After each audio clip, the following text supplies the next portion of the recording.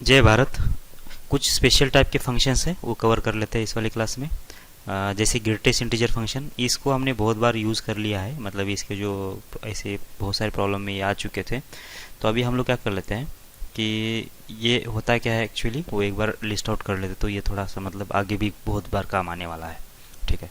तो सबसे पहले ये जो y इक्वल्स टू ये बॉक्स ऑफ x, ऐसा बॉक्स स्क्वायर ब्रैकेट में जो भी क्वांटिटी लिखी जाती है, तो इसको बोलते हैं हम लोग ग्रेटेस्ट इंटीजर फंक्शन। और ये जो साइन होता है, ये वाला साइन एक्चुअली ये होता है किसका, ग्रेटेस्ट इंटीजर फंक्शन का। इसको हम लोग शॉर्ट में GIF भी बोलते हैं। ठीक है ना।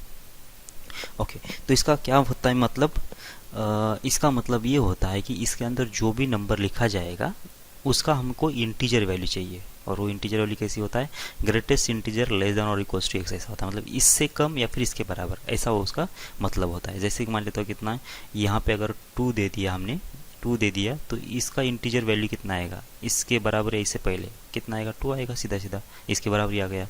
और वही अगर मैंने कितना ले लिया, 2.3 ले लिया, तो इसमें इसमें कितना आ जाएगा, इंटीजर वैल्यू जो कि इसके बराबर हो या फिर इससे कम हो।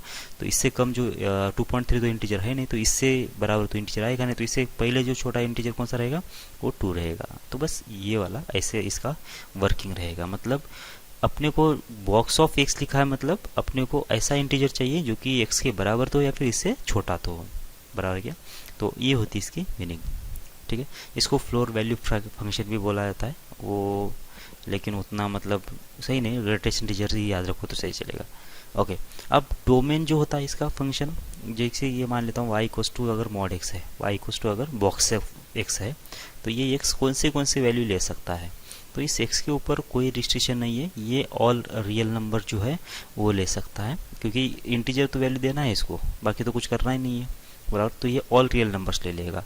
और जैसे ये रियल नंबर ले लेगा तो ये बाहर जो फेंकेगा, मतलब ये आउटपुट दे देगा, वो सिर्फ इंटीजर वैल्यू दे देगा। मतलब फ्रैक्शनल वैल्यू ये कभी नहीं देता है, ये हमेशा क्या दे देगा, इंटीजर वैल्यू दे देगा। ठीक है ना। ओके। तो इसका मतलब ये हो गया इसका डोमेन कौन सा, इसका ऑल रियल नंबर वाला जो पार्ट है वो क्या हो गया इसका डोमेन, मतलब जो एक्स की वैल्यू ले लेगा, और जो वाई की वैल्यू जनरेट करेगा वो इसका रेंज हो गया, बराबर है क्या। तो इसका मतलब इसका जो डोमेन होगा वो होगा आर, और रेंज होगा जेड। जेड बोलो या फिर आई बोल दो, दोनों भी हम लोग, ये दोनों भी किसको डिनोट करने के तरीके हैं, जेड और आई को, इंटीजर को हम लोग डिनोट करते हैं। ओके। फिर से एक बार, ये जो बॉक्स ऑफ एक्स है इसका मतलब कितना, अगर एन अगर लिख रहा हूँ मैं, इसका मतलब ये होना चाहिए कि एक्स की वैल्यू एन से लेकर n+1 के बीच में होना चाहिए। कैसे, अगर मैं लिख रहा हूँ यहाँ पे 2.3, तो 2.3 का आंसर कितना आ जाएगा, 2 आ जाएगा। इसका मतलब ये जो नंबर है 2.3 अब किसके बीच में है, 2 से लेकर 3 के बीच में, ये 2 को क्लोज कर सकता हूँ मैं और 3 को ओपन कर सकता हूँ। ठीक है। तो इसका मतलब ये होगा। कुछ प्रॉपर्टीज है इसके, प्रॉपर्टीज भी देख लेते हैं। सबसे पहले ये तो अभी वही हमने जो बोला अभी, ठीक है। और ये सबसे इम्पोर्टेंट प्रॉपर्टी है वैसे, -x का बॉक्स प्लस x का बॉक्स, ठीक है ना, +x का बॉक्स और -x का बॉक्स। अब इसका जो आंसर है हम लोग 2 पार्ट में डिवाइड करेंगे। कैसे कैसे, जब x की वैल्यू क्या होगी, इंटीजर होगी तो क्या होगा, और x की वैल्यू अगर नॉन इंटीजर होगी तो क्या होगा। पहली केस ले लेता हूँ मैं, x बिलोंग्स टू अगर i बोल दो या फिर z बोल दो। i और z का मतलब कितना होता है कि x जो है भी हमारा क्या है, इंटीजर है। अब अगर इंटीजर होगा, मान लो कोई भी x की वैल्यू ले लो, x की वैल्यू कितना ले लेता हूँ मैं, चलो 2 ही ले लेते हैं। तो बॉक्स ऑफ -2 कितना बन जाएगा, -2 बन जाएगा, और बॉक्स ऑफ 2 कितना आएगा, +2 आ जाएगा। तो इसका मतलब -2 + 2 कितना हो जाएगा, 0। तो इस वाली केस में तो आंसर 0 आ जाएगा। इसका मतलब यहाँ से मुझे एक रूल मिल गया, क्या रूल मिल गया, कि जब ये x जो होगा इंटीजर अगर होता है, इंटीजर या फिर जेड होता है ये ऐसे, तो इसका जो आंसर आएगा कितना आएगा, 0 आएगा। ठीक है। ओके। अब जब x की वैल्यू कितना नहीं होगी, x की वैल्यू जो होगी अगर इंटीजर नहीं है या फिर जेड नहीं है, इंटीजर नहीं है या फिर जेड नहीं है, तो अब इस वाले केस में क्या होगा। तो देख लो, ये इसके बदले में कितना रख दूंगा, अभी 2.3 रख देता हूँ। तो -2.3 का ग्रेटेस्ट इंटीजर कितना आ जाएगा, -3 आ जाएगा। और 2.3 का जो इंटीजर आएगा कितना आएगा, 2 के बराबर आएगा। तो आंसर कितना आ गया, नेट आंसर तो आ गया -1। इसका मतलब ये हुआ कि -x का बॉक्स प्लस x का बॉक्स, जब ये x की वैल्यू इंटीजर नहीं होगी तो क्या आ जाएगा, इसका आंसर हमेशा ही -1 आएगा, बराबर है क्या। ये बहुत ही काम का रूल है, इसको हम याद रखेंगे, बार बार ये नहीं बनाएंगे। ठीक है।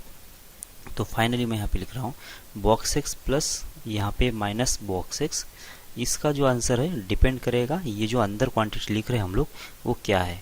अगर ये इंटीजर होता है तो इसका मतलब इसका आंसर 0, और अगर ये इंटीजर नहीं होता है तो इसका मतलब इसका आंसर कितना आ जाएगा, -1। सही है। कभी कभी हमको क्या करना होता है, कभी कभी हमको निकालना होता है माइनस ऑफ एक्स का बॉक्स, ये वाला आंसर निकालना होता है। तो ये वाला आंसर कैसे निकालेंगे, ये वाला दो पार्ट में अब डिवाइड होगा, इधर से मैं निकाल रहा हूँ। तो ये आ जाएगा माइनस ऑफ बॉक्स एक्स एक बार, या फिर एक बार कितना आ जाएगा, -1 माइनस बॉक्स एक्स आएगा। सही है ना। अभी माइनस ऑफ बॉक्स एक्स कब आने वाला है, ये जब एक्स की वैल्यू अगर इंटीजर है तो, ठीक है। और ये नीचे वाला कब आएगा, जब एक्स की वैल्यू अगर इंटीजर नहीं है तो, ठीक है। बस ये वाला तरीका, ये वाला ध्यान रखो अच्छे से। ओके, बाकी तो सब कुछ मालूम है। ये तो मालूम है कि एक्स की वैल्यू गर्दन, बॉक्स की वैल्यू अगर गर्दन और इक्वल्स टू एन होता है तो ये एक्स कितना होना चाहिए, इक्वल्स टू और गर्दन एन होना चाहिए। बॉक्स एक्स की वैल्यू लेस देन और इक्वल्स टू अगर एन होता है तो इसका मतलब क्या होना चाहिए, एक्स की वैल्यू n+1 से कम होना चाहिए। और बॉक्स की वैल्यू अगर एन से ज़्यादा है तो इसका मतलब एक्स कितना होगा, गर्दन और इक्वल्स टू n+1 होगा। ठीक है, ये मालूम है। ये भी एक इम्पोर्टेंट रूल है वैसे, ठीक है। तो देख लो, मैं यहाँ पे पहले तो क्या कर लेता हूँ, इसको प्रूफ करने के लिए पहले एक्स की वैल्यू 0 रख देता हूँ, ठीक है ना। तो एक्स की वैल्यू 0 रखता हूँ तो ये थोड़ा जल्दी समझ में आ जाएगा। तो एक्स की वैल्यू 0 रख दो इसके अंदर। जब एक्स की वैल्यू 0 रख दिया और एन की वैल्यू कितना ले लेते हैं, एन की वैल्यू कितना लेते हैं, 3 ले लेते हैं, ठीक है ना।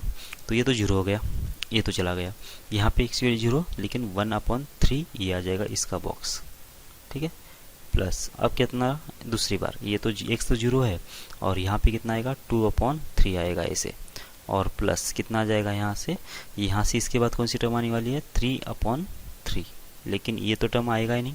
क्यों नहीं आएगा, क्योंकि हमको n कितना जाना है, n-1 तक ही जाना है, n-1 तक ही जाना है, यहाँ तक। मतलब n की वैल्यू कहाँ से स्टार्ट करना है मुझे, 0 से लेकर कहाँ तक, n-1 तक, इतनी वैल्यू हमको स्टार्ट कर देना है ना। ऊपर ये जो 1 2 3 कहाँ तक जाना है, ये 0 से लेकर n-1 तक जाना है ऐसे। तो यहाँ से जो वैल्यू आएगी वो क्या होगा, कितना आना चाहिए, देख लो। ये तो 1/3 होता है 0 पॉइंट समथिंग, तो इसका बॉक्स कितना आएगा, 0। 2/3 का बॉक्स कितना आता है, वो भी 0 आता है। तो नेट आंसर कितना आ गया, वो तो आ गया 0। अगर ये 0 आंसर है इसका, तो यहाँ पे देख लो, इसके 0 के देख लो, तो ये इधर से भी आंसर 0 आ रहा है ना। सही है। अब एक्स के लिए कितना रख देते हैं, 1 रख देते हैं, 1 रख देते हैं, तो कितना आएगा, यहाँ पे आएगा, चलो लिख देते फिर से, एक्स के लिए कितना, चलो 1 के बदले 2 रख दो तो इजी पड़ेगा अपने को, और एन के बदले 3 ही रख रहा हूँ मैं।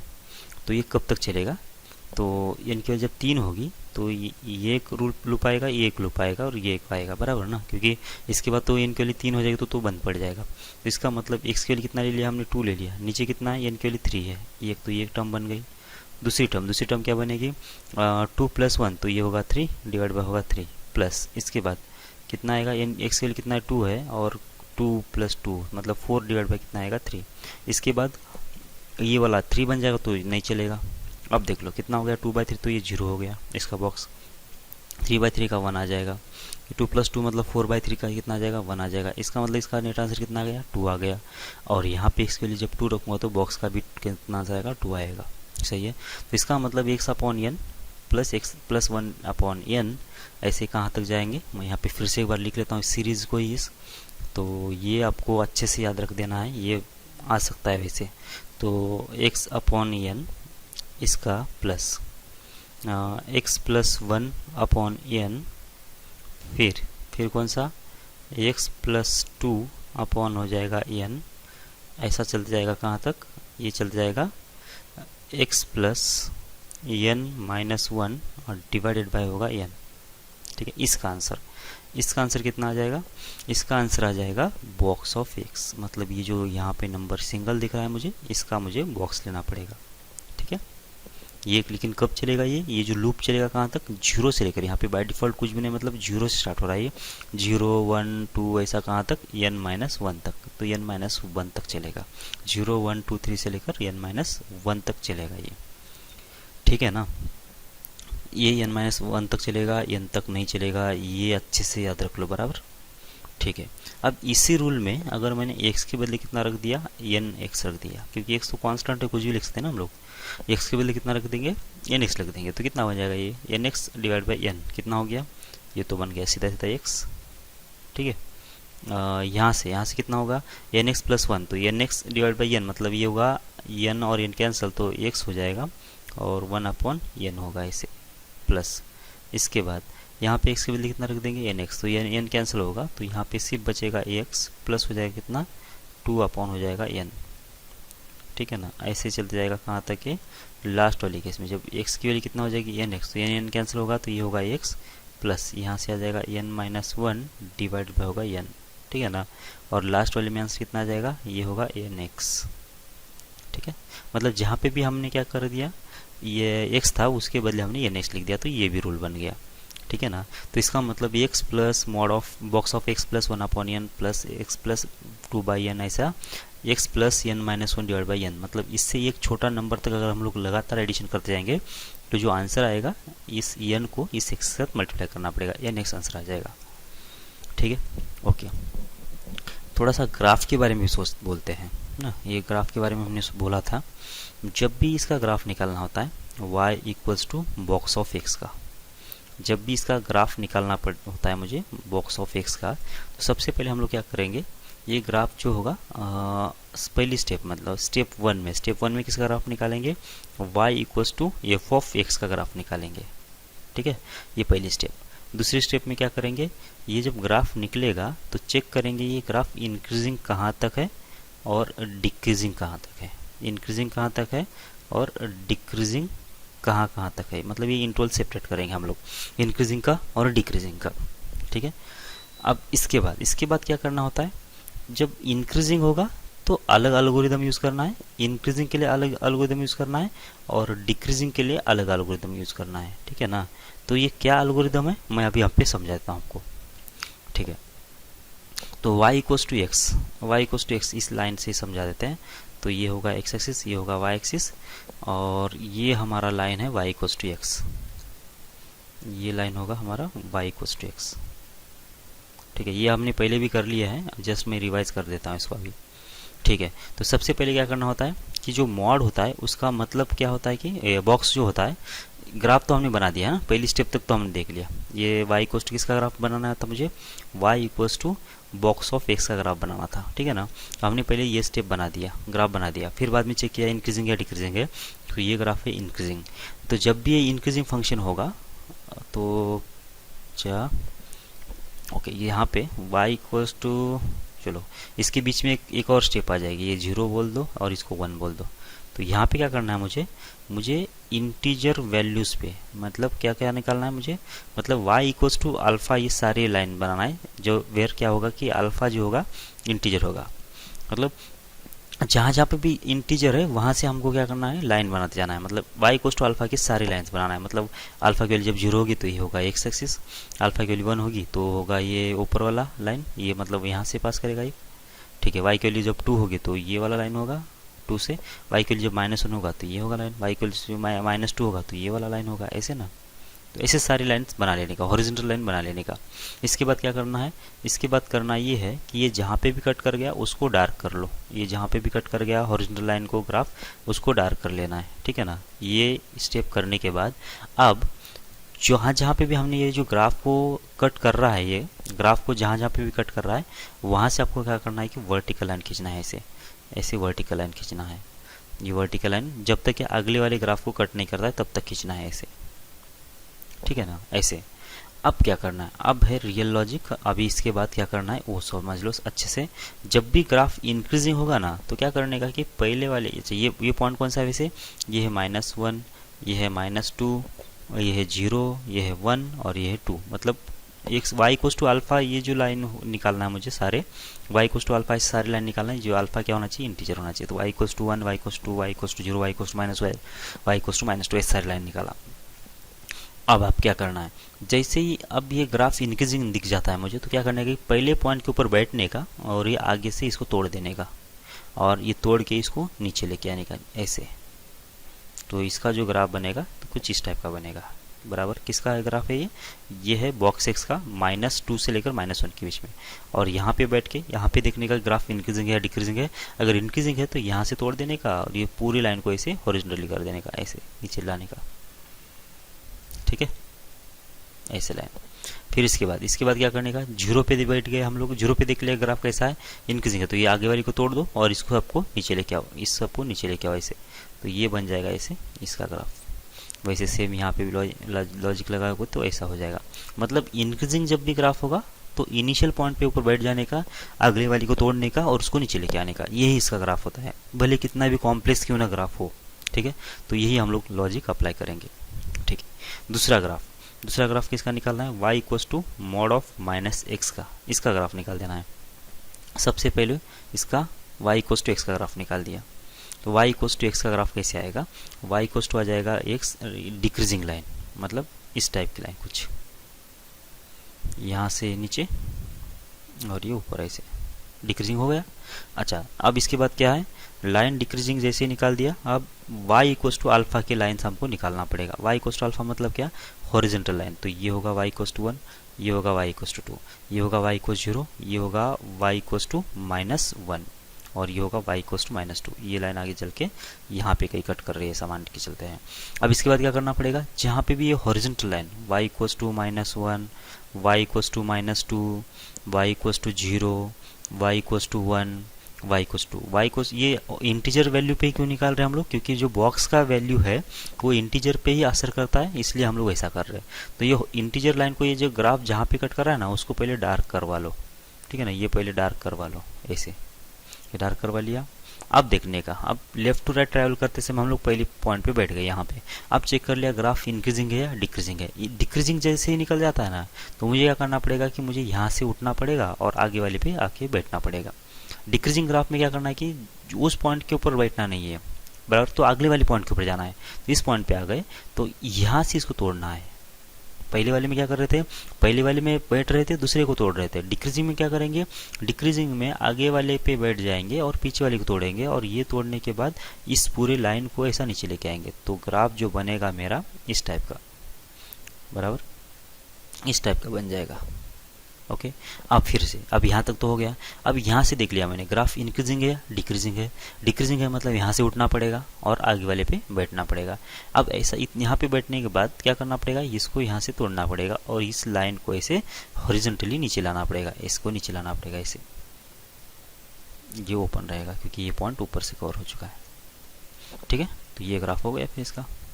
इसके बाद अब आगे चले गए, आगे भी कैसा है, इस वाले पॉइंट के ऊपर देख लिया तो ग्राफ फिर से डिक्रीजिंग है, तो मुझे क्या करना पड़ेगा, आगे वाले पॉइंट पे जाके बैठना पड़ेगा और यहाँ से इसको तोड़ना पड़ेगा और ये सारा जो ग्राफ है वो नीचे लाना पड़ेगा। ठीक है, तो ये हो गया। सिमिलरली यहाँ पे भी वही हो गई बात। ठीक है, तो बस ये ग्राफ होगा।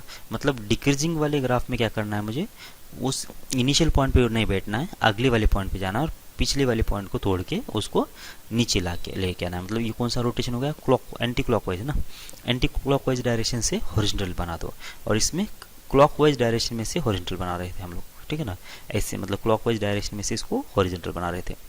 ठीक है, समझ में आ रही है आपको बात। तो ये एक बेसिक मतलब कोई भी एक ग्राफ बना लेता हूँ, उसमें बॉक्सेस कितना आएगा वो बना के दे देता हूँ, तो आपको थोड़ा बहुत आइडिया आ जाएगा। y equals to sine x का बॉक्स निकालना है मुझे। ठीक है, सबसे पहले तो साइन एक्स का बेसिक ग्राफ, तो ये होगा एक्स एक्स, ये होगा वाई एक्सिस, तो ये होगा साइन एक्स का ऐसा ग्राफ। ठीक है, इतना काफ़ी है, इतने में ही समझा देते हैं। ठीक है, तो ये जो पॉइंट है कौन सा है, 0 है। ये पॉइंट जो कि मैक्सिमम वैल्यू कहाँ पे आएगा, π/2 पे। ये वाला पॉइंट कौन सा होगा, ये पाई होगा। ये कौन सा होगा, सबसे मिनिमम वैल्यू 3π/2 पे, और ये कौन सा होगा 2π, और ये हो जाएगा कितना 5π/2, और ये हो जाएगा कितना 3π। अब आपको ग्राफ पीरियोडिक है तो बस 0 से 2π के बीच में जो भी सीन रहेगा वही आगे रिपीट करने वाली, ये बोलने की ज़रूरत नहीं है आपको। ठीक है ना। अब पहला तो हमने क्या किया कि y equals to sine x का ग्राफ बना लिया, पहली स्टेप में तो कर लिया हमने ये। दूसरी स्टेप में क्या था कि y इक्वल्स टू अल्फ़ा, मतलब जो भी इंटीजर पॉसिबल वैल्यूज होते हैं अल्फ़ा के, वहाँ से हम लोगों को लाइन बनाना होता है, और वो लाइन जहाँ पे ग्राफ कट करते हैं उसको अपने को क्या करना पड़ेगा, नोट डाउन करना पड़ेगा, मतलब उसको डार्क करना पड़ेगा। तो ये 1 यहाँ पे रहेगा, तो ये 1 से हमने एक लाइन बना दिया ये सारा, तो ये यहाँ पे एक बार कट कर गया और ये यहाँ पे एक बार कट कर गया। इसके ऊपर वाले कट नहीं करेंगे इसलिए मैं ये लाइन नहीं बना रहा हूँ। ठीक है ना, यहाँ पे बनाना है लेकिन ये कोई कट करेगा नहीं, तो बनाने का कोई संबंध नहीं। 0 पे एक बार यहाँ पे कट कर गया, एक बार यहाँ पे कट कर गया, एक बार यहाँ पे कट कर गया, और एक बार यहाँ पे कट कर गया। फिर -1 की बारी, -1 पे यहाँ पे एक ही बार कट करेगा। आगे भी कट कर सकता था लेकिन हमने वो ग्राफ बनाना ही नहीं है, ठीक है। अब इसके बाद तीसरे स्टेप में क्या था, तीसरे स्टेप में ये था कि ये जहाँ पे भी कट कर रहा है ना, वहाँ से वर्टिकल लाइन बना लो, यहाँ से वर्टिकल लाइन बना लो, यहाँ से भी वर्टिकल लाइन बना लो, और ये भी वर्टिकल लाइन, और ये भी वर्टिकल लाइन, और ये भी वर्टिकल लाइन, ऐसे। अब बात आती है ग्राफ को स्कैन करके ग्राफ इंक्रीजिंग है या डिक्रीजिंग चेक करना। तो पहले से सबसे पहले मैं कहाँ पे हूँ, यहाँ पे हूँ। ग्राफ को देख लिया इंक्रीजिंग है या डिक्रीजिंग है। ग्राफ है यहाँ से यहाँ तक इंक्रीजिंग, मतलब इस पॉइंट को यहाँ से तोड़ दो और इसको क्लॉकवाइज ऐसे हॉरिजॉन्टल बना लो, ठीक है। इसको क्लॉकवाइज हॉरिजॉन्टल बना दो। अब ये π/2 पे वैल्यू कितना आ रही है, 1 आ रही है, तो ये पॉइंट यहाँ से हिलेगा नहीं, ये यहीं कहीं रहेगा। बस ये जो 0 से लेकर 1 तक के बीच की जो है चीज़ें वो चेंज होके क्या आएगी, 0 हो जाएगी। फिर से अब मैं कहाँ तक आया हूँ, 0 से लेकर π/2 के बीच में। π/2 पे देख लिया मैंने, यहाँ पे बैठ गया। अब इसके सामने ग्राफ इंक्रीजिंग है या डिक्रीजिंग है।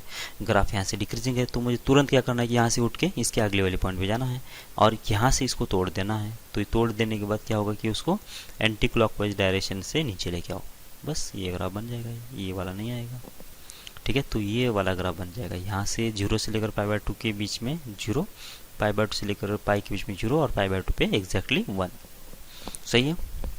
फिर अब पाई से लेकर 3π/2 के बीच में। अब ग्राफ कैसा है, पाई के ऊपर बैठ के देख लिया तो डिक्रीजिंग है। डिक्रीजिंग जैसे मिला मुझे आगे वाले पे शिफ्ट होना पड़ेगा यहाँ पे, और इसको यहाँ से तोड़ के इसको नीचे लाना पड़ेगा, ठीक है, ओके। और ये 2π को भी नीचे लेके आओ तो कितना हो जाएगा, बस ये हो गया, मतलब ये पूरी लाइन आएगी ऐसे। इसके बाद 2π से लेकर 5π/2 के बीच में ये कैसा है, इंक्रीजिंग ग्राफ है, तो बस ये ऐसा होना चाहिए। और इसके बाद डिक्रीजिंग है, मतलब बस यही होगा ऐसा, तो ये नहीं आएगा और ये नहीं आएगा, ठीक है ना। तो ऐसे को ग्राफ बनाना है इनके, ओके।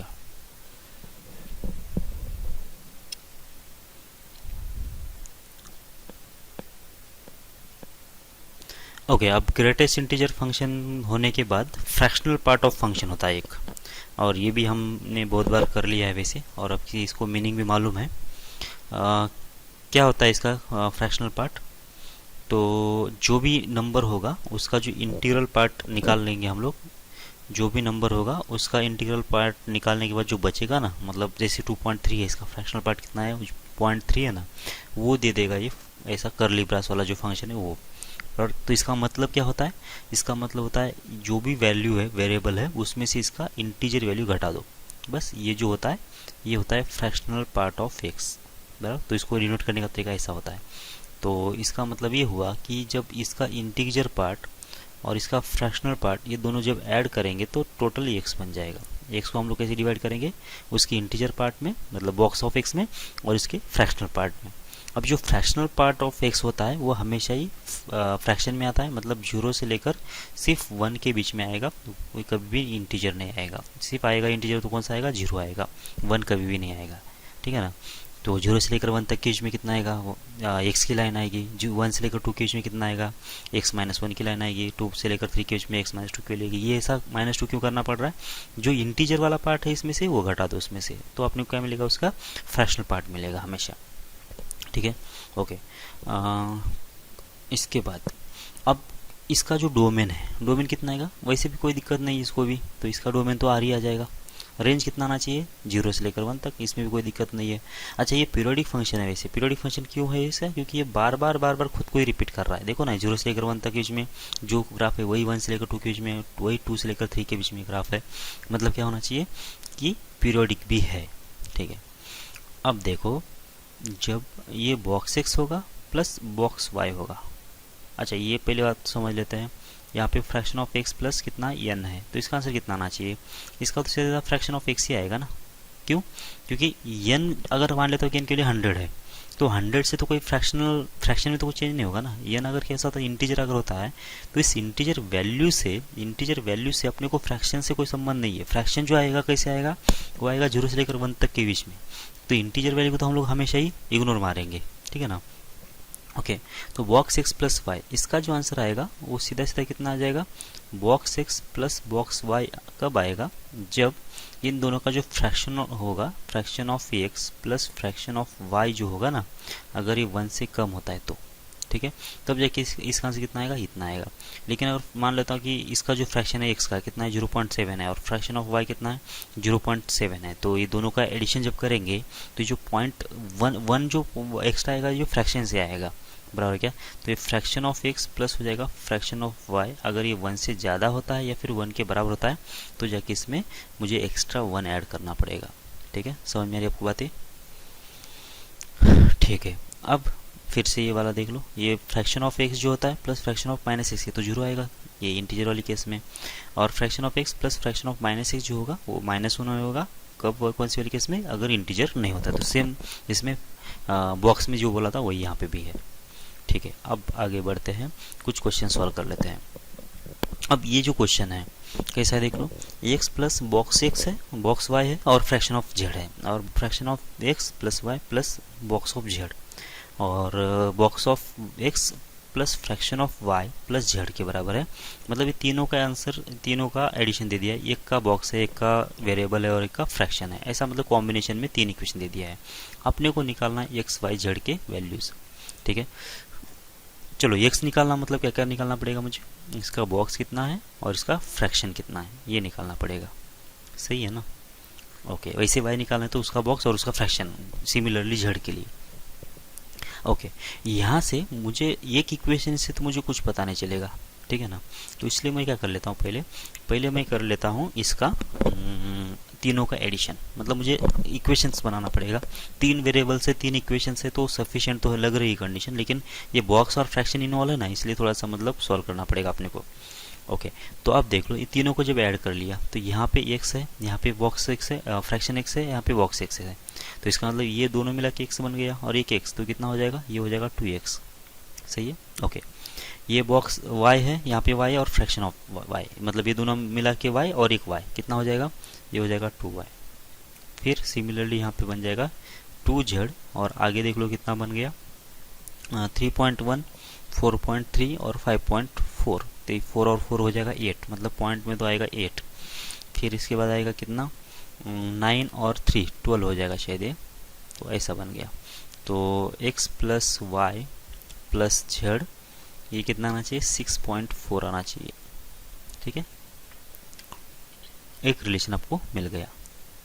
ओके, इसके बाद क्या करेंगे, अब मुझे क्या करना है कि एक्स वाई जेड केवल निकाल देना है, तो मैं क्या करूँगा, इन दोनों के अगर एडिशन कर लेता हूँ, इन दोनों के एडिशन कर लेता हूँ, कितना आ रहा है देख लो, ये एक्स प्लस हो जाएगा फ्रैक्शन ऑफ एक्स बराबर, इसके बाद ये वाई और प्लस कितना आ जाएगा, इसका आएगा मॉड बॉक्स ऑफ वाई, और ये कितना बनेगा जेड और फ्रैक्शन ऑफ जेड, तो ये बन जाएगा जेड, और इक्वल कितना हो जाएगा, ये हो जाएगा 4, तो 7.4 हो जाएगा। ठीक है, अब देख लो, यहाँ पे x है, यहाँ पे y है और z है, इसका आंसर कितना है, 6.4 के बराबर है। तो इसका मतलब fraction of x plus box of y ये कितना आना चाहिए, ये आ जाएगा, इसका आंसर जो 6.4 है वो तो आगे शिफ्ट कर दो, तो 7.4 माइनस 6.4 कितना आ जाएगा, 1.0। ठीक है ना, अब ये जो आंसर आया बॉक्स का और फ्रैक्शन का, अब यहाँ से हम लोग क्या करेंगे, कंपेयर करेंगे वैल्यूज़ को। देख लो कैसे करेंगे, अब ये जो है वो इंटीग्रल पार्ट है और ये क्या है, फ्रैक्शनल पार्ट है। इसका मतलब यहाँ पे जो भी नंबर लिखा गया उसका जो फ्रैक्शनल पार्ट है वो तो ये दे देगा, और इसका जो इंटीग्रल पार्ट है वो तो ये दे देगा। इसका मतलब यहाँ से मुझे ये पता चलेगा कि बॉक्स ऑफ वाई का जो आंसर है कितना है, 1 है, और फ्रैक्शन ऑफ एक्स का जो आंसर है कितना है, 0 है बराबर। तो बस ये एक पेयर निकल गया। वैसे क्या करेंगे, इन दोनों को ऐड कर लेते हैं। आप किसको करेंगे ऐड, इन दोनों को ऐड कर लेते हैं, तो कितना हो जाएगा, एक्स और फ्रैक्शन ऑफ और एक्स कितना, बॉक्स एक्स कितना बन जाएगा, ये एक्स बन जाएगा, और ये बन जाएगा वाई प्लस हो जाएगा फ्रैक्शन ऑफ वाई, और इधर से कितना बनेगा, बॉक्स ऑफ जेड और प्लस हो जाएगा जेड, और इन दोनों की एडिशन कितना आ जाएगी, 9.7। ठीक है ना, बराबर है क्या, देख लो ये 9.7।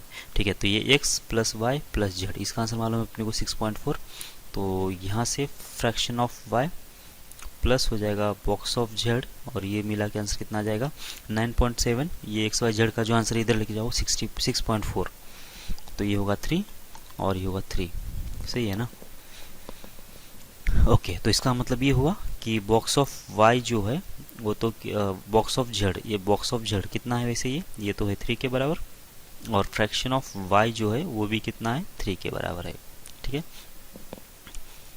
ओके। अब रह गया कौन सा लास्ट, मतलब इन दोनों का एडिशन कर लेते हैं, पहला वाला और तीसरा वाला, ये दोनों को, इसका और इसका एडिशन कर लो। कितना आ रहा है देख लो ये फंक्शन, तो आएगा x प्लस बॉक्स x बराबर, इधर ही लिख देते हैं ना, इधर ही कर देते हैं, तो होगा ये x प्लस बॉक्स x।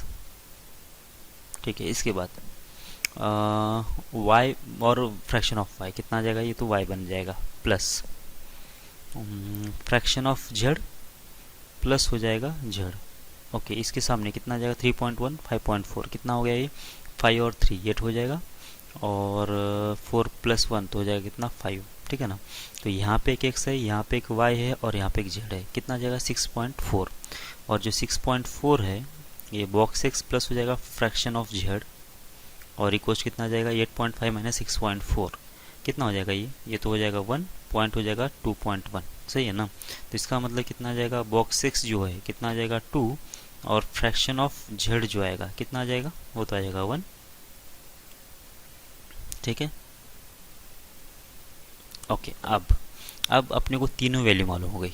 क्या क्या मालूम हो गया, ये वाला मालूम हो गया, ये वाला मालूम हो गया, और ये वाला मालूम हो गया। ठीक है, अब बॉक्स ऑफ x कितना है 2 है, box of fraction of x कितना है 0 है, मतलब x की वैल्यू मिल गई ना मुझे, कितना मिल जाएगी, इसका बॉक्स कितना है 2 है, फ्रैक्शन कितना है 0 है, तो 2.0 बन गया ये।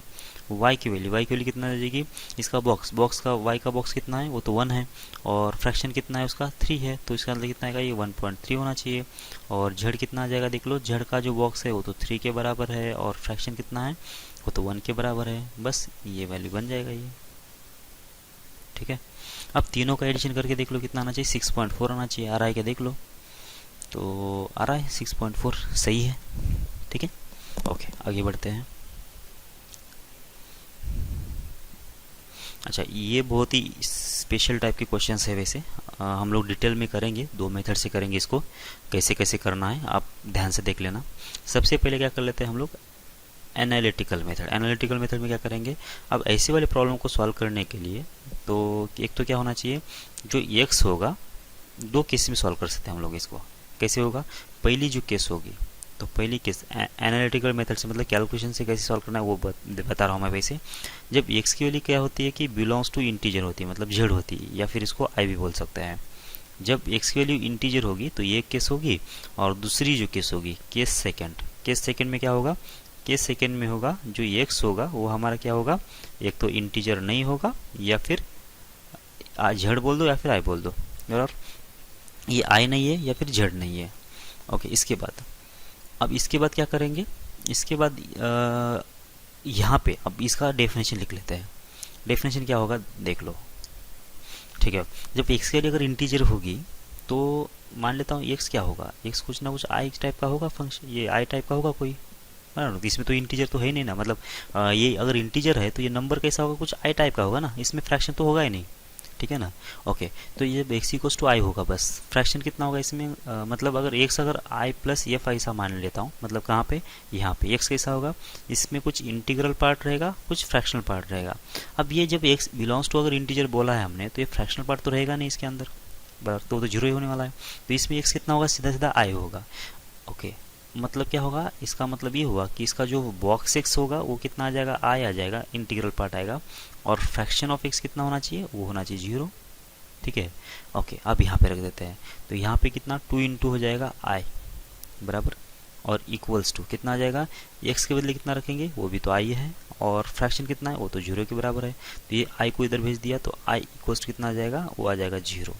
और i इक्वल्स टू 0 जब हमने निकाला है, अब i को 0 निकाला है, क्या जो i आ गया ये हमने यहाँ पे रख दिया, x के बदले i के बदले कितना हो जाएगा, x की वैल्यू कितना आ गई, 0 आ गई।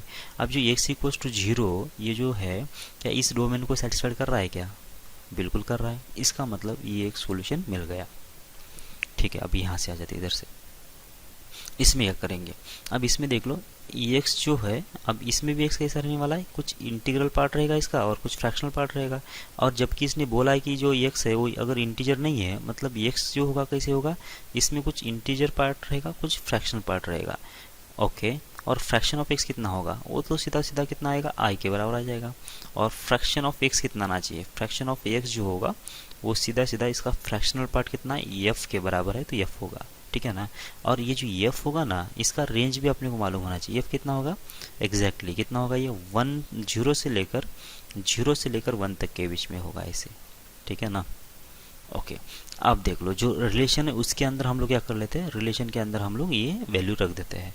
तो यहाँ पे 2 into mod box of x था, तो बॉक्स ऑफ एक्स के बदले तो हम लोग कितना रख देंगे, आई रख देंगे। फ्रैक्शन के बदले रख देंगे एफ, और एक्स के बदले रख देंगे एक्स प्लस आई। तो 2 टाइम्स था ये, तो 2 टाइम्स 2 इंटू होगा box of x, box of x मतलब कितना, सीधा सीधा आई, ठीक है ना, इक्वल्स टू एक्स, एक्स मतलब कितना, एक्स मतलब हो जाएगा आई प्लस एफ, ठीक है। इसके बाद fraction of x, fraction of x मतलब कितना, सीधा सीधा एफ, सही है ना। तो इसका मतलब कितना हो गया, 2i माइनस आई, कितना हो जाएगा, ये आई होगा और ये हो जाएगा 2f, ठीक है ना। ओके, ये बन गया। अब इसके बाद क्या होगा, f की वैल्यू जो है, f की वैल्यू कितना आ जाएगी, i/2 आ जाएगी ऐसे, ठीक है। ओके, अब मुझे क्या निकालना है, अब मुझे i की वैल्यू भी निकालना है और f की वैल्यू निकालना है। कैसे निकालेंगे, आइए देख लेते हैं। अब मुझे यहाँ पे 2 वेरिएबल अगर है तो 2 कंडीशन भी देना चाहिए था। अब ये कंडीशन तो ये आ गई, अब दूसरी कंडीशन कहाँ पे है, ये रही दूसरी कंडीशन, जो f जो होगा किसके बीच में होगा, -1 से +1 के बीच में होगा। तो इसका मतलब ये जो f की वैल्यू है इसके अंदर जब रखूँगा मैं, तो 0 लेस देन और इक्वल हो जाएगा कितना, i/2 लेस देन हो जाएगा 1, ठीक है ना। तो जब 2 से मल्टीप्लाई करेंगे तो ये जो i आएगा लेस देन आ जाएगा 2। तो i की वैल्यू कितना आ जाएगी, 0 से लेकर 2 के बीच में आ गई। और 0 से लेकर 2 के बीच में जो इंटीजर्स होते हैं वो कितने होते हैं, एक तो होता है 0 और एक तो होता है 1, ठीक है। 2 तो यहाँ पे ओपन है तो 2 तो आएगा ही नहीं। तो i की वैल्यू कितने आ गए, i की वैल्यू आ गई 2। तो जब i की वैल्यू मैंने कितना ले लिया, i की वैल्यू जब 0 ले लिया तो मैं f की वैल्यू निकालूंगा, f कितना आएगा, वो भी तो 0 ही आएगा इसके हिसाब से, ठीक है ना। ओके, जब i की वैल्यू कितना ले लेंगे, 1 ले लेंगे, तो f की वैल्यू कितना आ जाएगी, 1/2 आ जाएगी। ओके, इसके हिसाब से हमारा x क्या बनना चाहिए, i प्लस एफ, मतलब कितना आ गया 0।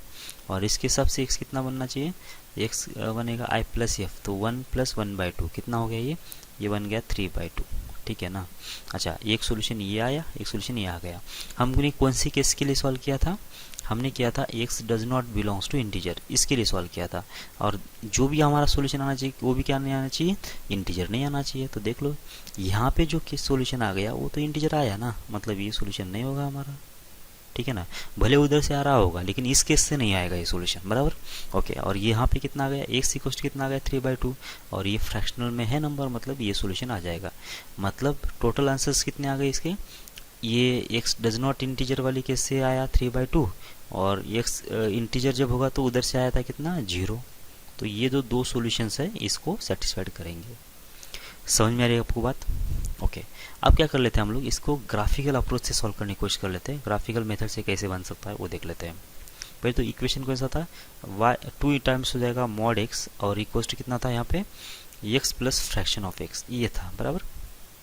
ओके, अब क्या करेंगे, अब एक तो दो इसका ग्राफ बना लेंगे और इसका ग्राफ बनाएंगे, एक तो ये तरीका है, बराबर। लेकिन ऐसा ग्राफ बनाने में थोड़ा सा दिक्कत आएगा, तो क्या करो कि कुछ टर्म्स को मॉडिफाइड कर लो।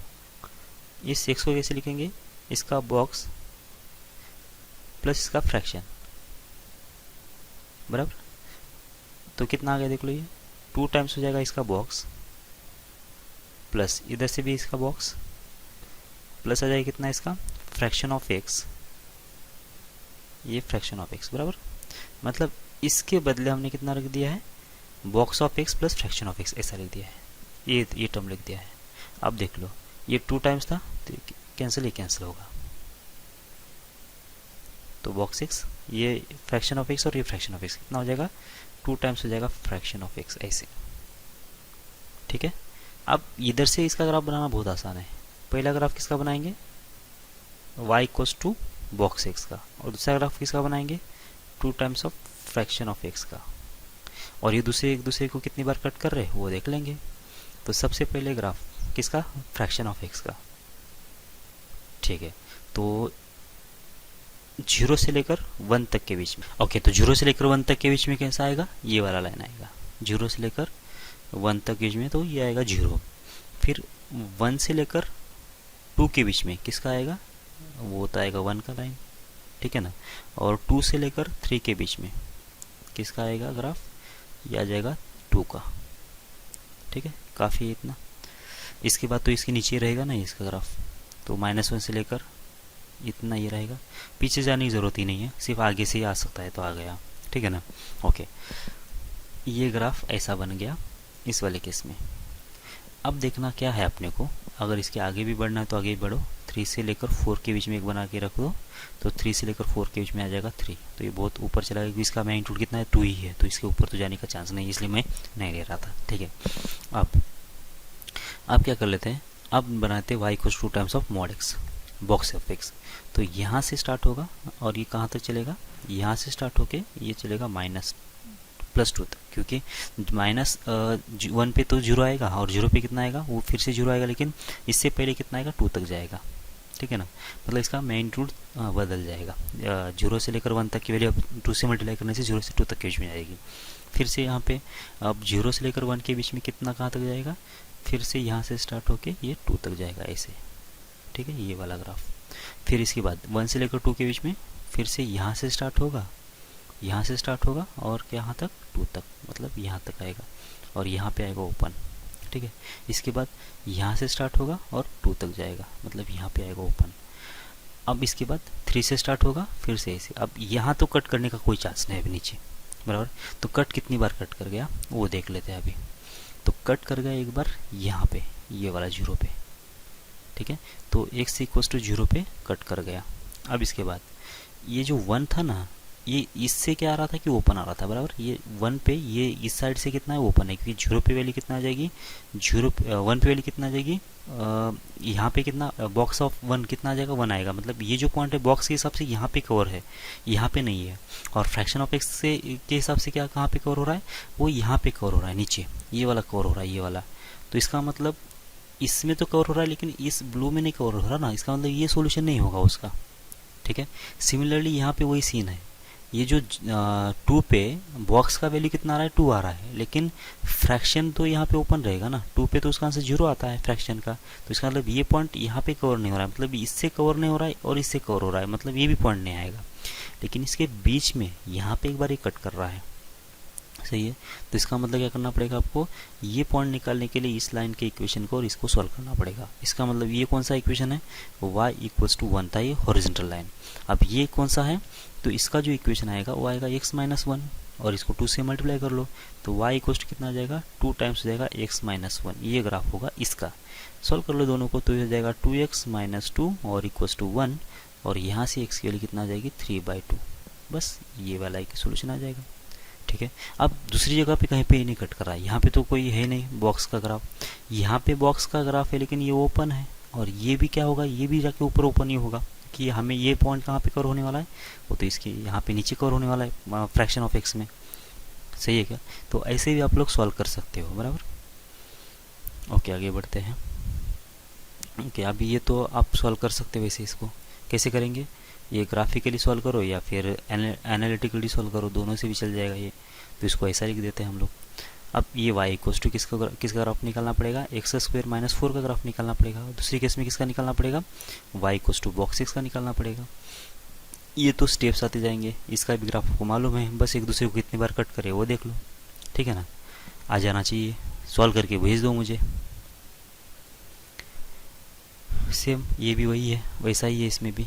तो 2 केस में सॉल्व करो या फिर क्या बोलते हैं उसको, इसको कन्वर्ट कर लो इसमें बॉक्स में और इसमें, तो भी चल जाएगा, ठीक है।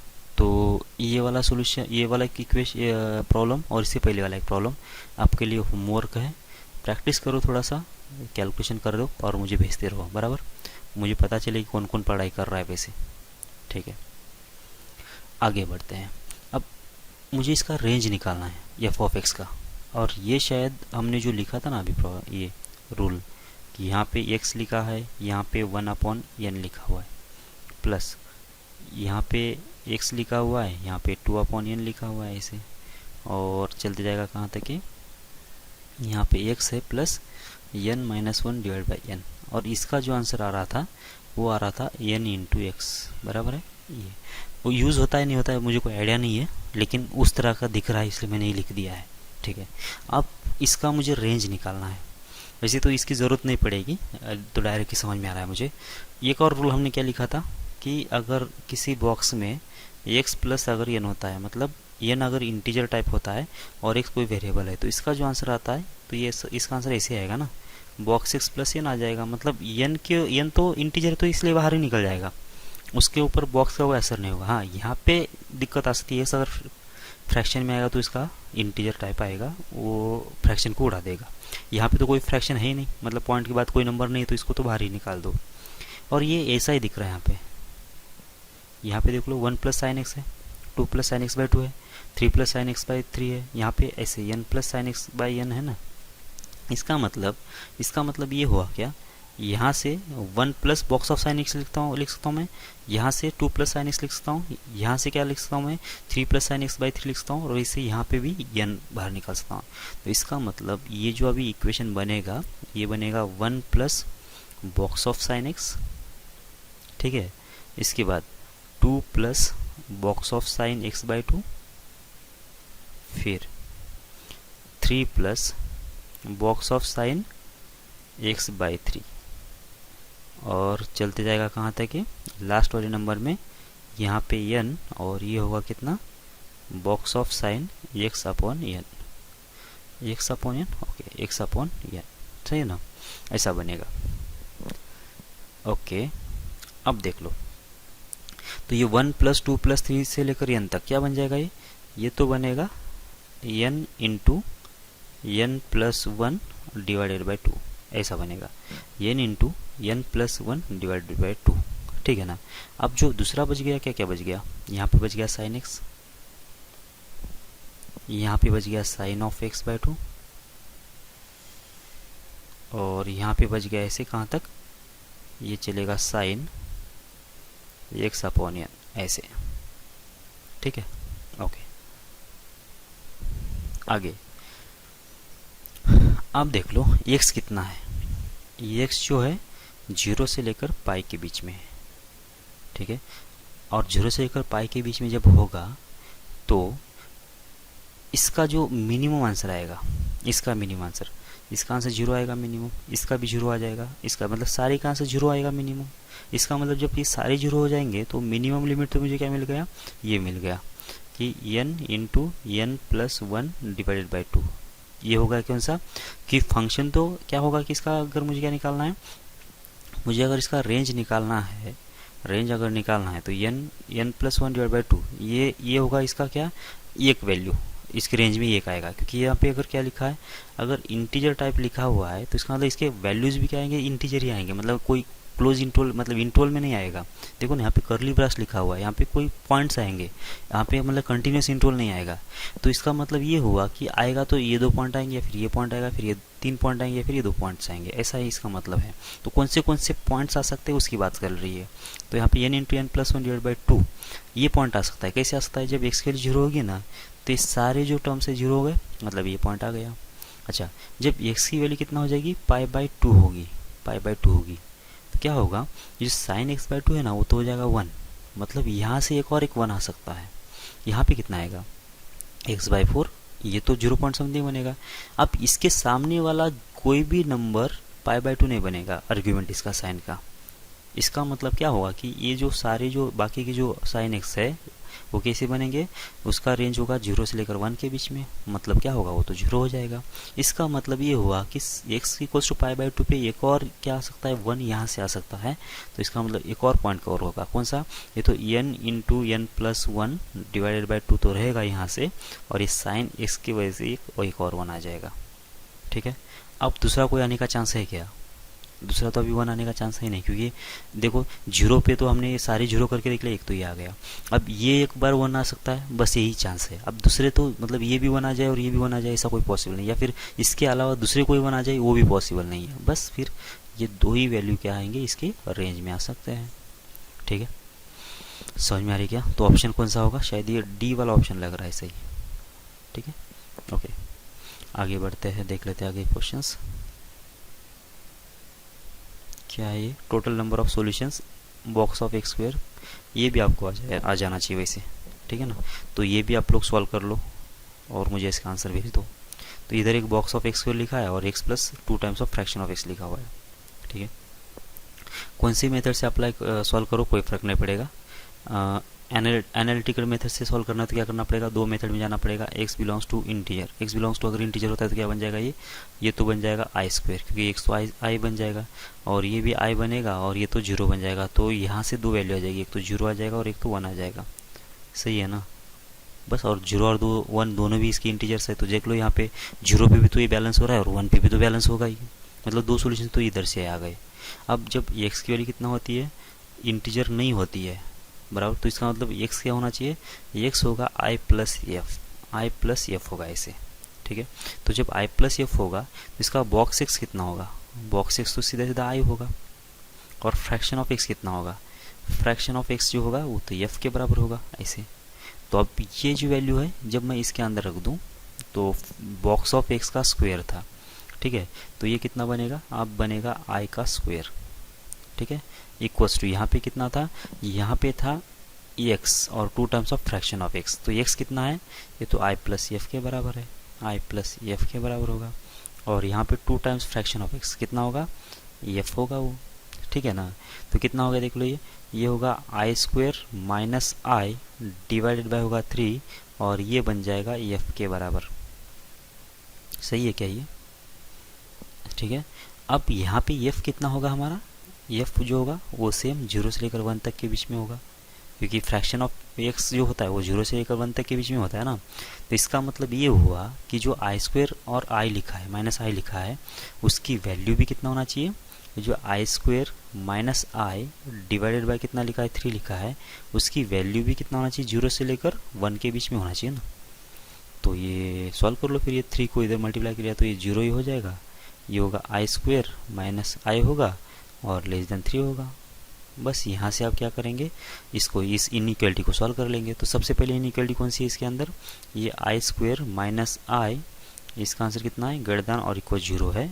एंड दूसरी इनइक्वालिटी कौन सी है, ये है आई स्क्वायर माइनस आई और होगा -3 और लेस देन होगा 0। बस ये दो इनइक्वालिटी को सॉल्व कर दो। सॉल्व करने के बाद इसका जो इंटरसेक्शन आएगा उसके अंदर कितने इंटीजर्स आ रहे वो देख लो, वो जो इंटीजर्स है इसके अंदर रखेंगे और यहाँ से एफ निकल जाएगा। ठीक है, तो मैं कर देता हूँ, मैं इस वाली मेथड से कर देता हूँ, आप इसका ग्राफिकल मेथड सॉल्व कर लो। ठीक है ना, ओके। तो यहाँ से कितना आ जाएगा, ये आई और आई -1, मैं डायरेक्ट लिख दूँ क्या इसका सोल्यूशन, इसका जो सोल्यूशन आएगा आई बिलोंग्स टू हो जाएगा -इन्फिनिटी से लेकर 0 तक के बीच में और 0 से लेकर 1 से लेकर इन्फिनिटी के बीच में, मतलब 0 से लेकर 1 तक के सिर्फ वैल्यू नहीं आएंगे, बाकी सारे वैल्यू आएंगे। ठीक है, इसका मतलब ये हुआ कि इसका मतलब इसमें सिर्फ 0 एंड 1 ये दो ही इंटीजर अच्छा इक्वल भी है ना, तो इसका मतलब ये भी क्लोज होगा, वैसे ये भी क्लोज होगा और ये भी क्लोज होगा। इसका मतलब जब ये आई की बात चल रही है तो 0 से लेकर 1 तक के जो सारे तो फ्रैक्शन नंबर है ना, तो इसका मतलब आई बिलोंग्स टू रियल आई, बराबर ना, मतलब रियल नंबर में जितने भी आई होंगे ना वो सारे तो यहाँ से कवर कर रहा है, मतलब इधर से कोई रिस्ट्रिक्शन नहीं है, बस जो भी रिस्ट्रिक्शन आएगा आप इधर से आएगा। तो इसके पहले क्या करो कि फैक्टर बना लो, ये बन जाएगा 1 प्लस और minus under root of b square होगा 1 प्लस हो जाएगा 4 त्रिकम 12 डिवाइड बाय होगा कितना 2, कितना आ रहा है देख लो, 1 प्लस और माइनस √13 डिवाइड बाई 2 होगा। और इसका जो सोल्यूशन आएगा विद इन रूट, मतलब 1 माइनस √13 डिवाइडेड बाई 2 से लेकर 1 प्लस √13 डिवाइड बाई 2, ये किसके सोल्यूशन है, ये दूसरी वाली सोल्यूशन है। अब इन दोनों के बीच में कितना है, एंड है, एंड का मतलब कितना होता है, इंटरसेक्शन। इंटरसेक्शन का मतलब ये हुआ कि इसमें तो सारे वैल्यूज कवर हो गए और इसमें कितने हैं, मतलब इसमें जितने इंटीजर्स आएंगे वो सारे तो इसमें आ ही जाएंगे। तो बस ये कितने इंटीजर्स इसमें कवर हो रहे हैं यही आपको ढूंढना है। तो देख लो ये नंबर कितना है, √13 मतलब कितना आता है 3 पॉइंट समथिंग और 1 में से घटा दिया तो कितना आ जाएगा, ये -2 पॉइंट समथिंग आएगा, डिवाइड बाई 2 कर लिया तो -1 पॉइंट समथिंग, मतलब ये जो पॉइंट हुए कितना है -1 पॉइंट समथिंग, मतलब इसका मतलब ये हुआ कि -1 कहीं इधर आ जाएगा, तो ये एक -1 कवर हो गया। फिर ये कौन सा है, 1+√13, मतलब 1+√13 मतलब 1+3, तो 4 point something, 4 point something divide by 2 मतलब कितना आ जाएगा, 2 पॉइंट समथिंग। 2 पॉइंट समथिंग का मतलब ये हुआ कि -1, 0, 1 एंड 2, ये 4 वैल्यूज़ यहाँ से कवर हो गए। ठीक है, कौन से मैं यहाँ पे इसकी लिस्ट लिख लेता हूँ। तो आई की वैल्यू कितना कवर हो गई, आई की वैल्यू हो गई एक तो -1, आई की वैल्यू कौन सी कवर हो गई, 0 या फिर 1 एंड 2 बराबर। तो आई की वैल्यू अभी मुझे मालूम है, तो निकालूंगा मैं किसकी वैल्यू, एफ की वैल्यू। एफ कितना है वैसे, ये था i² - i डिवाइडेड बाई 3 बराबर है। सही है, i² - i divide by 3। Okay, जब आई की वैल्यू -1 होगी, कितना आ रहा है देख लो ये आंसर, ये होगा 1 और ये भी होगा 1, तो कितना आएगा 2/3। तो ये एक वैल्यू मिल गई। इसका मतलब x यहाँ से कितना मिलेगा, i प्लस एफ कितना होगा, -1 प्लस हो जाएगा 2/3, और इस वाली केस में कितना आएगा, -3 + 2 मतलब हो जाएगा -1/3। एक और सोल्यूशन मुझे मिल गया। क्यों मिल गया, क्योंकि ये भी फ्रैक्शन में ही है, मतलब ये कैसा है, नॉन इंटीजर है, और हम लोग नॉन इंटीजर के लिए सॉल्व कर रहे हैं वैसे। अब दूसरे केस में एफ की वैल्यू कितना निकलेगी, ये 0 डिवाइडेड बाई 3 मतलब कितना आ गया 0, और यहाँ से जब एक्स की वैल्यू निकालेंगे तो कितना आ जाएगा 0 प्लस ये भी 0 होगा, और ये आंसर कितना आ गया 0। लेकिन हम लोग इसको रिजेक्ट करेंगे, क्यों, कि हम लोग नॉन इंटीजर वाले केस में सॉल्व कर रहे हैं और ये इंटीजर आ गया था इसलिए। अब आई की वैल्यू कितना ले लेंगे, इसके बाद वाली मतलब 1 ले लेंगे, तो एफ कितना होगा, तो 1 का स्क्वायर तो 1 होगा, -1 डिवाइड बाई 3 ये भी तो 0 हो गया। इसका मतलब यहाँ से भी कितना आंसर आ गया, 1 + 0 और इक्वल्स टू आ गया 1। सही है, तो इसका मतलब ये वैल्यू भी हम लोग रिजेक्ट करेंगे। क्यों रिजेक्ट करेंगे, क्योंकि ये वैल्यू भी इंटीजर आ रही है और हम लोग नॉन इंटीजर के लिए सॉल्व कर रहे हैं। अच्छा, ये जो सोल्यूशन है 0 एंड 1 इधर से तो आ गए थे ये, लेकिन ये अलग केस है बराबर, इधर से आ गए थे, लेकिन ये केस तो हमने अलग ही ले लिया था ना, ये केस तो अलग ही है, मतलब इंटीजर वाली केस है, इधर से ये सोल्यूशन आ गए, इसमें तो कोई दिक्कत नहीं है बराबर है क्या। लेकिन इधर भी ये वैल्यूज आ रही थी 0 से लेकर 1, लेकिन इस वाले इंटरवल से नहीं आएगा, मतलब इस वाले केस से ये सोल्यूशन नहीं आ रहा है बराबर क्या, ये इधर वाले केस से आ रहा है सोल्यूशन। ठीक है ना। ओके, इसके बाद लास्ट एक है वैल्यू कौन सा, जब आई की वैल्यू कितना रखेंगे, 2 रखें तो कितना बनेगा, एफ कितना बनेगा, ये 4 माइनस हो जाएगा 2 डिवाइड बाय होगा 3, तो कितना आ जाएगा, ये 2/3 होगा। तो x की वैल्यू कितना आ जाएगी, x की वैल्यू आ जाएगी 2 प्लस आ जाएगा 2/3, तो कितना हो जाएगा, 3 2 7 प्लस 2 कितना होगा 8/3। क्या होगा ये 8/3 जो है वो है इंटीजर नॉन इंटीजर वैल्यू, इसका मतलब ये भी सिलेक्ट होगा। तो मतलब ये एक सोल्यूशन आ जाएगा, ये एक सोल्यूशन आ गया, और ऊपर वाले में से 2 मतलब 0 एंड 1। तो टोटल कितने सोल्यूशन होना चाहिए, 4 सोल्यूशंस हो जाना चाहिए। तो इसका आंसर ये आ जाना चाहिए। ठीक है, आपको समझ में आ रहा होगा। तो ये जो बाकी 2 एक्सरसाइज थे, 2 होमवर्क के प्रॉब्लम थे, वो सॉल्व करके भेज दो मुझे। ठीक है, जय भारत, अगली क्लास में मिलते हैं।